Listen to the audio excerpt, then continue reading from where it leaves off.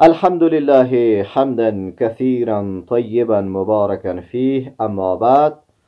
خدمت سروران گرامی، اعم از خواهران و برادران بیننده و شنونده چینل یوتیوب راه نور، السلام علیکم و رحمت الله و برکاته. امیدوار هستم که دارای صحت و سلامت بوده باشید. میپردازیم به موضوع کنونی امروزی ما که عبارت از فرق بین نماز جمعه و نماز عید. آیا بین نماز جمعه که ما و شما در طول سال میخوانیم، در هر هفته یک روز جمعه داریم که نماز میخوانیم، با نماز عیدی که ما و شما در هر سال 2 مرتبه داریم، عید سعید فطر و عید سعید اضحی، آیا فرق دارد یا خیر؟ در حالی که اون هم 2 رکعت است، نماز عید و نماز جمعه هم 2 رکعت است، آیا بین از اینها فرق است یا خیر؟ امیر میخوام به عزیزان بیننده و شنونده برسانم. عزیزان شنونده و بیننده، در مورد نماز عید و جمعه فرق می است که نماز جمعه تکبیرش خطبهش پیش از نماز خوانده می شود و نماز عید که است بعد از نماز خوانده می شود. دومی که وقتی که نماز جمعه قضا شود، نماز پیشین خوانده می شود، بالمقابلش به اصطلاح به قضا شدنش یا فوت شدن نماز جمعه. اما در نماز عید زمانی که فوت شد کدام قضایی نیست. و همچنان دیگر مواردی که در نماز عید است و در نماز جمعه است و در نماز عید نیست، اذان دادن و اقامت برپا کردن. در نماز جمعه که است اذان گفته می شود در وقت چاشت ادا کردنش و همچنان اقامه برپا می شود.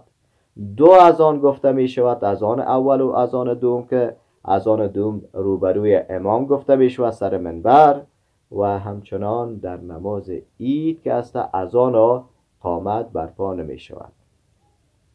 دیگر نکته که قابل یادآوری است که زمانی که ما و شما نماز جمعه را میخوانیم، میریم سنت را در خانه های خود میخوانیم، اما در نماز عید باید که ما و شما بعد از سلام دادن بنشینیم و سمع خطبه را داشته باشیم که بهتر طریقه است.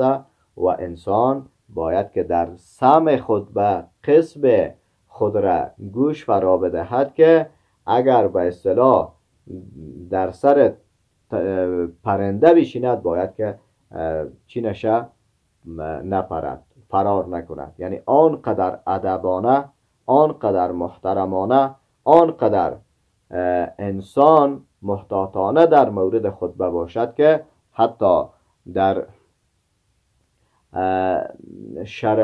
سخن شرعی ما ای است که کسی که صحبت میکنه جانب مقابلش میگه که تو صحبت نکو، یعنی خاموش باش. خود امی نفری که میگه خاموش باش، امی همچنان سخن بیهوده را انجام داده. یعنی آنقدر در مورد خطبه تأکیداتی آمده که در دیگه موارد نامده است. امیدوار هستم که عزیزان شنونده و همچنان بیننده گرامی در مورد نمازهای عید و نمازهای جمعه تغافلی نکنن، از اجر و پاداش و ثواب چی میشن؟ بهره‌مند میشن. سر آن کسایی که نماز جمعه فرض است، نماز عید هم فرض است. و دیگر فرقشان این است که فرق اخیرشان را به طور مختصر که به عزیزان و سروران بیان کردیم. فرق نماز جمعه و با عید ای است که نماز جمعه که است در وقت چاشت خوانده می شود و نماز عید که است بعد از طلوع صبح است. تا برنامه بعد که باز هم در خدمتتان قرار می گیریم. الله یار و یاورتان باد. السلام علیکم و رحمت الله و برکاته.